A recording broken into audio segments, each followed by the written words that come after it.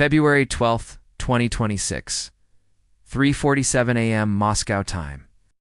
The night sky over Russia erupts in flames. Ukrainian drones, dozens of them, pierce the heart of Russian airspace. Their target, on a military base, not an oil refinery. Vladimir Putin's personal residence. The unthinkable has happened, and the world is about to witness the consequences. Let me take you back 6 hours before the strike. It's February 11th, 9 p.m. in Kyiv. Deep inside a classified command center location, unknown Ukrainian military. Ukrainian officers huddle around glowing screens. The room smells of stale coffee and tension. For months, they've been planning something audacious, something that would send shockwaves through the Kremlin walls. The target, Novo-Ogaryovo, Putin's official presidential residence, located just 20 kilometers west of Moscow. Now, you might be asking, why would Ukraine risk everything to hit Putin's home? Here's what you need to understand. By early 2026, the war has dragged into its fourth year. Ukraine is exhausted but defiant. Western aid continues, but slowly. Russia controls roughly 18% of Ukrainian territory, but its advances have stalled. The front lines are frozen in brutal trench warfare reminiscent of World War I. Both sides are bleeding. Both sides need a psychological victory.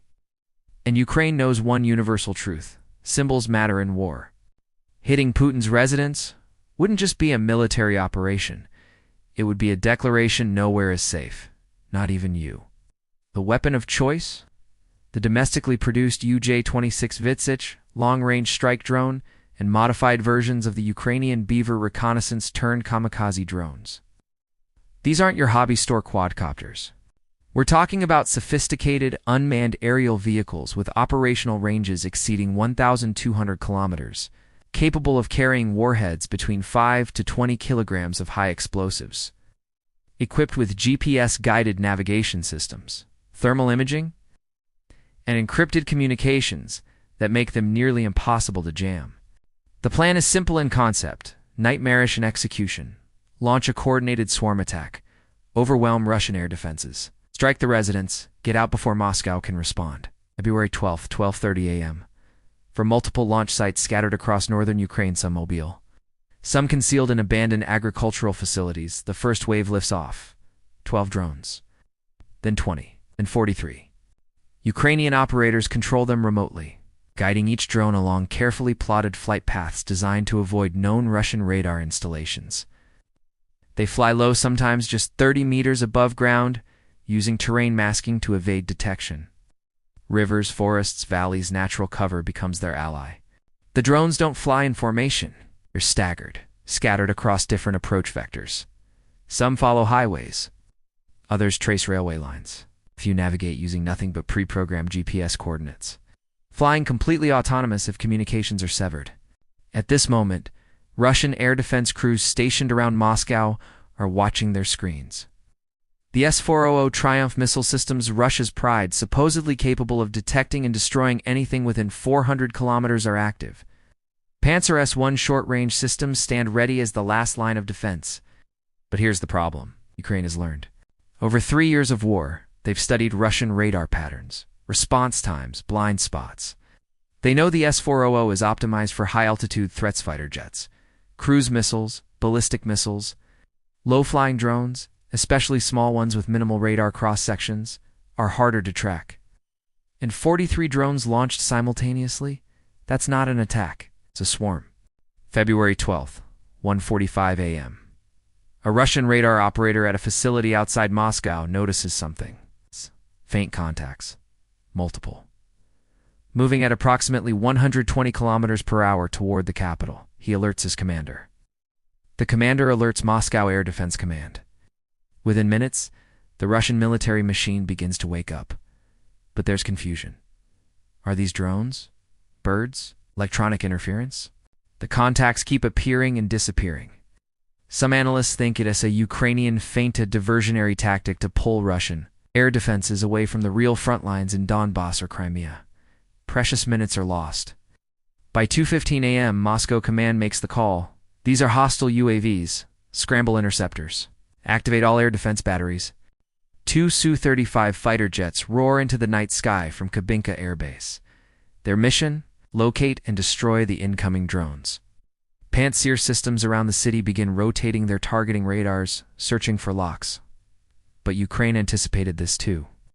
Among the 43 drones, several are decoys, cheap, expendable UAVs designed to mimic the radar signature of the real attack drones. Russian missiles fire. Some decoys explode in brilliant fireballs. The Su-35s engage, destroying 3 drones with short-range air missiles. But 37 drones remain, and they're getting closer. February 12th, 3:20 a.m., 20 kilometers outside Moscow, the drones begin their terminal approach. They spread out, each following its own programmed route. Some target government buildings as secondary objectives, others aim for military installations. But 6 drones have one specific destination locked in their navigation systems: Novo-Ogaryovo. Putin's residence is no ordinary compound. It's a fortress, surrounded by FSO, Federal Protective Service, the Russian equivalent of the Secret Service, but with heavier firepower.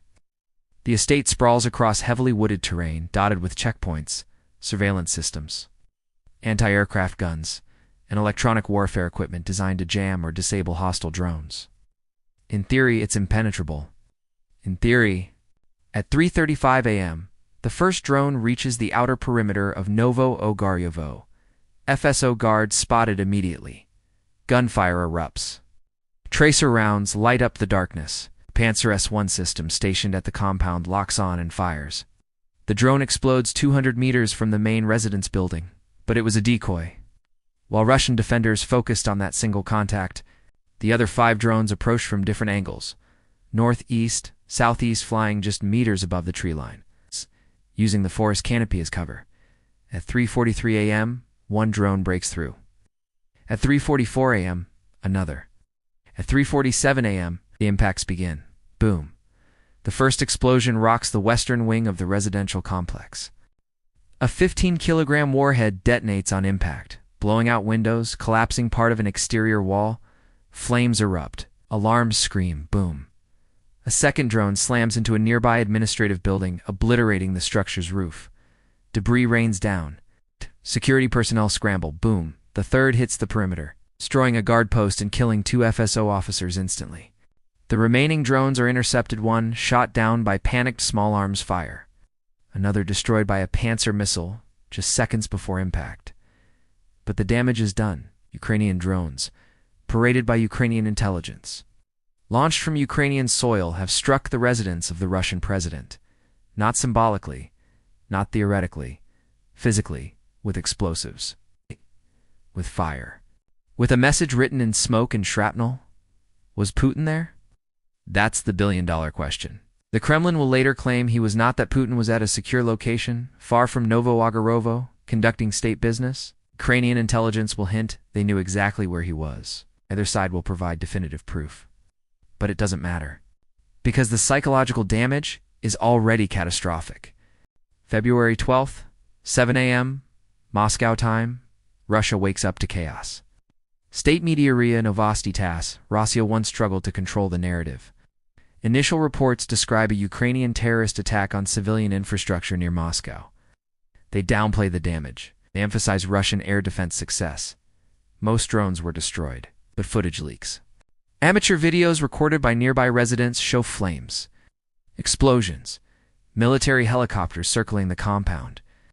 Within hours, the clips spread across Telegram, Twitter, and encrypted messaging apps. Russian censors scrambled to delete them. It's too late. By 10 a.m., the Kremlin issues an official statement. In the early hours of February 12th, the criminal Kyiv regime launched a cowardly terrorist attack targeting civilian and governmental infrastructure. Russian air defenses successfully neutralized the majority of hostile UAVs. Minimal damage was sustained. There were no injuries to senior leadership. Russia will respond decisively to this act of aggression. But the cracks are showing. Independent Russian journalists, those who haven't fled or been imprisoned, begin asking questions. Why did drones reach Moscow? Why did they penetrate the president's residence? Where were the vaunted S-400 systems? Why didn't the electronic warfare systems work? Russian military bloggers, influential voices with millions of followers, express disbelief and anger. Some blame incompetence. Others hint at sabotage. Few go silent, likely after receiving visits from FSB agents. And across the border in Ukraine, the reaction is triumphant. Ukrainian President Vladimir Zelensky doesn't officially claim responsibility. Doesn't need to. In a televised address that afternoon, he simply says, "Those who bring war to our homes should expect war at theirs." There are no safe havens for aggressors. Justice has many forms, and it has a long reach. The message is clear: we can hit you anywhere, anytime, even in Moscow. February 13th. For Russia, the strike is more than a military failure. It's a catastrophic blow to national prestige. Think about what this means. Russia is a nuclear superpower. It possesses one of the world's largest militaries. It spends billions on air defense systems, intelligence networks, and internal security. Moscow is supposed to be an untouchably fortress protected by layers of radar, missiles, fighters, and electronic warfare. And yet Ukrainian drones, relatively cheap, relatively simple machines, punch through all of it and hit the president's residence. The global media is relentless. Headlines scream, "Putin's palace struck." Ukraine proves Russia vulnerable. How Ukrainian drones penetrated Moscow's defenses. Kremlin humiliated as drones hit presidential compound. NATO officials, speaking anonymously, described the attack as a significant psychological victory for Ukraine and a profound embarrassment for Russia. Western military analysts dissect the operation on news programs, praising Ukrainian ingenuity and exposing Russian weaknesses. But the real humiliation is internal, within Russia's elite, the oligarchs, generals, FSB leadership, and inner circle surrounding Putin. Panic spreads. If drones can hit Novo-Ogaryovo, what else can Ukraine strike? Chaz's private estates? The Kremlin itself? For Putin personally, this is intolerable. His image, carefully cultivated over 2 decades, is built on strength, control, invincibility. He's the man who restored Russian pride, who confronted the West, who cannot be challenged. And now, he's the man whose house got bombed. In authoritarian regimes, perception is everything. Putin's grip on power depends on appearing unshakable. If he seems weak, if he seems vulnerable, rivals will sense blood in the water. So he does what strongmen always do when humiliated: promises revenge. February 14th. Putin addresses the Russian people in a pre-recorded televised speech. His face is stone, his voice is cold. The terrorist attack on Russian soil will not go unanswered. Ukraine, backed by its Western handlers, has crossed a red line. They believe they can strike at the heart of Russia with impunity. They are wrong. Our response will be swift, severe, and proportionate. The Kyiv regime will face consequences they cannot imagine. This is not a threat. This is a promise. The speech is classic, Putin-controlled, ominous, designed to project strength while masking fury. But what does revenge actually look like? Russia has several options, none of them good for Ukraine or the world. Option 1. Escalate conventional strikes. Russia could unleash a massive wave of missile and drone attacks on Ukrainian cities. We're talking hundreds of Kalibr cruise missiles, Iskander, ballistic missiles, Kh-101 air-launched missiles, and Iranian-supplied Sheit drones targeting power grids, water supplies, hospitals, residential areas. Turn Ukraine's winter into a nightmare of cold and darkness. This has happened before. After the Kerch attack in October 2022, Russia launched brutal retaliatory strikes. But by 2026, Ukraine's air defenses are stronger Patriot systems. NASAMS, IRIS-T, and domestically produced solutions have taken a toll on Russian missile effectiveness. Still, overwhelming numbers can penetrate any defense. Option 2. Decapitation strike. Russia could target Zelensky personally. Attempt assassination via missile strike on his known locations. Special forces infiltration or sabotage. The Kremlin has tried this before. They'll try again. The risk. Zelensky has become a global symbol. Killing him might make him a martyr, strengthening Ukrainian resolve and galvanizing Western support. Option 3. Expand the war. Attack Ukrainian infrastructure outside Ukraine's borders. Target NATO supply lines in Poland or Romania. Sabotage European energy facilities. Launch cyber attacks on Western financial systems. This is dangerous. It risks direct NATO involvement. But Putin may calculate that the West won't escalate to full conflict over limited provocations. Option 4. Nuclear saber-rattling. Putin could order tactical nuclear weapons moved closer to the Ukrainian border, conduct exercises simulating nuclear strikes, publicly warn that continued Ukrainian attacks on Russian territory will be met with all available means. This is psychological warfare.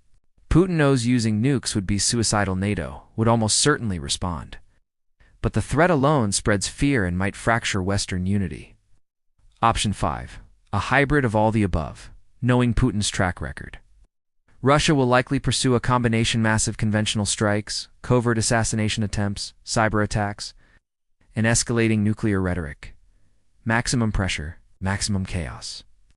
And the world watches, waiting to see which option Putin chooses. February 15th to 19th. The international community scrambles to contain the fallout. At the United Nations, the Security Council convenes an emergency session. Russia demands condemnation of Ukraine's terrorist attack.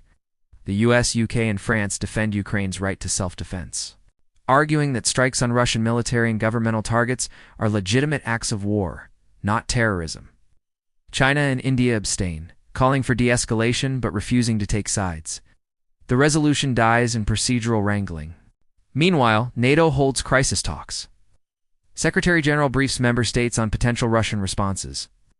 Some Eastern European nations, Poland, the Baltic states, push for increased military readiness, fearing Russian retaliation might spill over borders. Germany and France urge caution, worried about escalation spiraling into direct NATO-Russia conflict. The United States walks a tightrope. President Biden publicly reaffirms support for Ukraine's sovereignty, but privately warns Zelensky's government against further strikes deep inside Russia. Fearing uncontrollable escalation, Zelensky's response is defiant. In interviews with Western media, he argues, "Russia has bombed our cities for years. They've killed our children, destroyed our homes, targeted our power plants. And when we strike back, when we defend ourselves, the world asks us to show restraint? No. We will fight this war on our terms. We will take the battle to our enemy, and we will win." Public opinion in the West is divided. Some praise Ukraine's boldness. Others fear the strike brings the world closer to nuclear war. February 20th to 26th. On February 21st, Russia launches its revenge. At 4 a.m., over 150 missiles and drones rain down on Ukrainian cities. Kyiv, Kharkov, Odessa, Dnipro, Lviv hit simultaneously. Power stations explode. Apartment buildings collapse. Hospitals burn. Ukrainian air defenses engage frantically. Patriot batteries fire salvo after salvo. Mobile anti-aircraft units race through streets, desperately trying to intercept incoming threats. They succeed partially, but sheer numbers overwhelm them. Die. By dawn, at least 200 civilians are dead, hundreds more wounded. Entire neighborhoods are without power or water. Zelensky addresses the nation from an undisclosed location. Russia's terror will not break us. Every strike makes us stronger. Every attack strengthens our resolve. We will rebuild. We will endure. And we will make them pay for every drop of blood. But the suffering is real. Ukraine's infrastructure, battered by years of war, teeters on the edge of collapse. Russia isn't finished. On February 23rd, reports emerge of sabotage operations inside Ukraine. Explosions at railway junctions. Assassination attempts on Ukrainian military commanders. Cyber attacks crippling government websites. The Kremlin denies involvement. Everyone knows the truth. February 27th, March 5th. The drone strike and Russia's retaliation send shockwaves through global markets. Oil prices spike as traders fear Russian energy exports might be disrupted. European natural gas futures surge. Stock markets in New York, London, and Frankfurt tumble on fears of wider conflict. NATO announces increased military readiness. U.S. aircraft carriers move closer to European waters. British and French fighter jets deploy to Baltic states. Germany accelerates defense spending. China calls for negotiations, positioning itself as a potential mediator. But Ukraine rejects any peace talks that don't include full Russian withdrawal, a non-starter for Moscow. Meanwhile, Russia doubles down. State media portrays the conflict as an existential battle against Western aggression. Propaganda machine works overtime, framing the drone strike as proof that NATO is directly waging war on Russia through Ukrainian proxies. Public support for the war remains high inside Russia, at least officially. Independent polling is nearly impossible, but fear, nationalism, state-controlled media ensure most Russians rally around Putin. In Ukraine, exhaustion mixes with defiance. Civilians endure blackouts, shortages, and constant fear of missile strikes. But morale holds. Because they know one thing. The strike on Putin's residence proved Ukraine can hurt Russia where it matters most. Not militarily, but psychologically. March 6th present. As this script is being written, the dust hasn't settled. The consequences are still unfolding. But here's what we know for certain. Ukraine's drone strike on Putin's residence was a game changer. It shattered the illusion of Russian invincibility. It demonstrated that Moscow, despite all its defenses, all its technology, all its bluster, is vulnerable. For Putin, this is personal. The humiliation will demand a response. Whether through overwhelming force, covert operations, or terrifying escalation, Russia will strike back. Hard. For Ukraine, the attack was a bold gamble. It rallied domestic morale, embarrassed Russia, and showcased Ukrainian ingenuity. But it also provoked a vicious retaliation and raised the stakes to unprecedented levels. And for the world, we're watching two nations locked in a death struggle, neither willing to back down, both capable of dragging others into the abyss. So here's what I want you to think about. Was the strike worth it? Did Ukraine gain more from humiliating Russia than it lost in retaliation? How far will Putin go? Will he order tactical nuclear weapons deployed? Will he expand the war beyond Ukraine's borders? Can this war end without catastrophic escalation? Or are we watching the slow, agonizing march toward something far worse? And most importantly, what happens next? Because one thing is certain, this isn't over. The drones struck Putin's residence. Russia vowed revenge. The world holds its breath. And somewhere in a command center in Kyiv, in a bunker beneath the Kremlin, in a NATO war room, people are planning the next move. What do you think will happen next? Will Russia escalate to nuclear threats? Can Ukraine survive the retaliation? Let us know in the comments below. If you want more in-depth military analysis, hit that subscribe button and turn on notifications, because this story is far from over.